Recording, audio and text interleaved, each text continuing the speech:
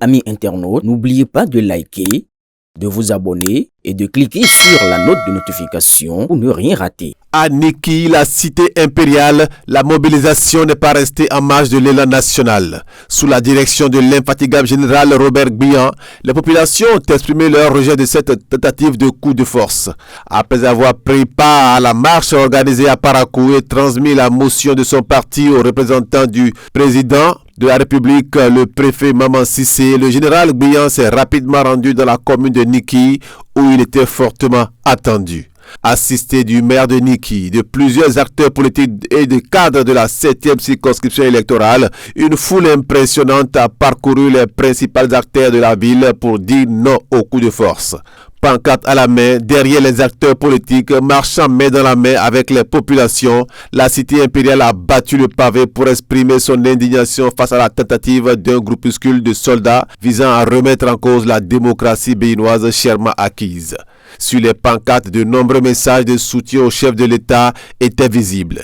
Niki et toute la 7e circonscription électorale ont clairement affiché leur refus d'abandonner le président qui, selon eux, leur a offert l'un des plus beaux palais de la sous-région.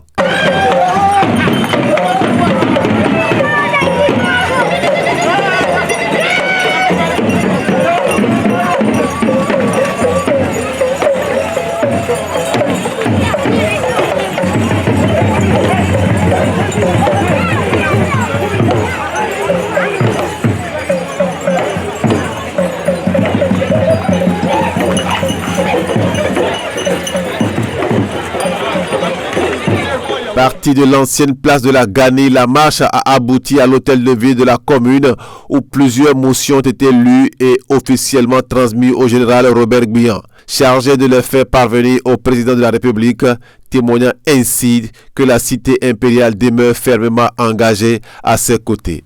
Chers compatriotes, en ce jour mémorable, les populations du Bas-Rutém se lèvent d'une seule voix pour dire non à la violence, non à l'aventure poussiste et oui à la République, oui à la paix, oui à l'unité nationale.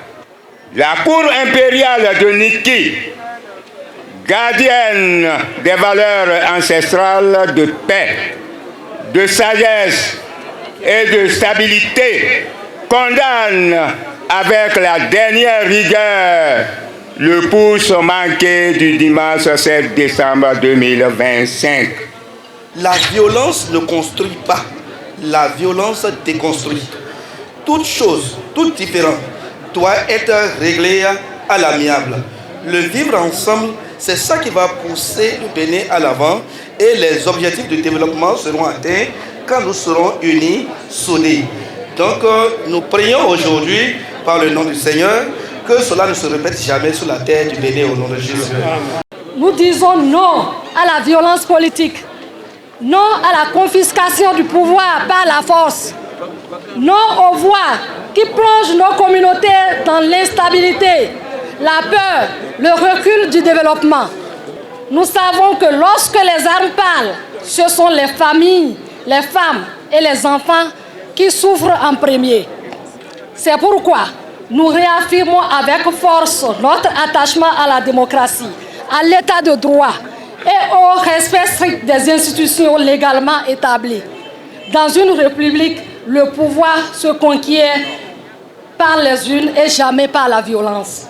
Ainsi, imams, pasteurs, jeunes, notables et sages, tous ont dit non au coup de force et ont invoqué Dieu ainsi que les mânes de nos ancêtres pour protéger le président Patrice Talon et le pays de la barbarie.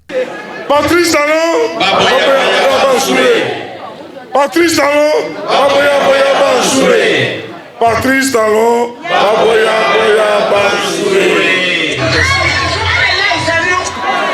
merci beaucoup. Je serai très bref. Les conséquences graves, si le coup machin, c'est par rapport à la tradition. Vous avez vu les pushistes, les militaires, quand ils ont pris la parole, ils ont procédé à la dissolution des partis politiques. Ils ont procédé à la dissolution de la Constitution. Et c'est dans cette Constitution que l'État reconnaît la chefferie traditionnelle. Ça veut dire quoi? Ça veut dire les putschistes, les mutins, les hors-la-loi, une fois accédés au pouvoir, vont remettre en cause la constitution qui reconnaît la chefferie traditionnelle. Ça dit, il n'y aura plus de roi. Est-ce que Niki, le berceau, l'empire de la tradition Bobatorou, est-ce que les populations de Niki peuvent accepter ça? Non. Qu'on dise que prochainement, le pays de Séropéra, le pays de Biogera, Sabinaïnaï, le pays de Sunosero n'existe plus. Est-ce que vous allez accepter ça? Non.